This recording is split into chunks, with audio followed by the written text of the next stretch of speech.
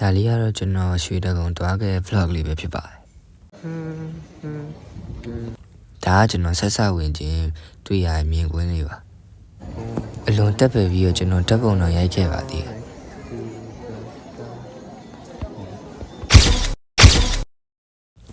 အားနဲ့ပဲပြီးတော့ကျွန်တော်ရှောက်ပတ်ပြီးကြည့်ခဲ့ပါတယ်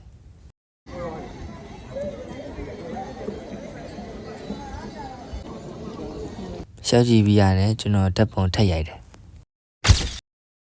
ပြီးတော့ကျွန်တော်ရဲ့နေ့နဲ့တော့ရေတက်ပဲခဲ့ရေတက်ပဲနေမိုးကလည်းရွာလာတာဆိုတော့ကျွန်တော်မြင်မြန်တော့လောက်ခဲ့လိုက်ရတယ်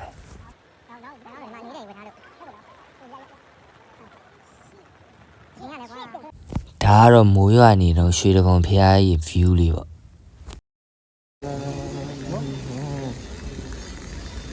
အားနဲ့ပဲကျွန်တော်ရေဆူဆူနဲ့အိမ်ပြန်ခဲ့ရပါတယ်ဒီနေ့ vlog ကဒီလောက်ပါပဲ like and subscribe လေးလုပ်ပေးပါဦး bye bye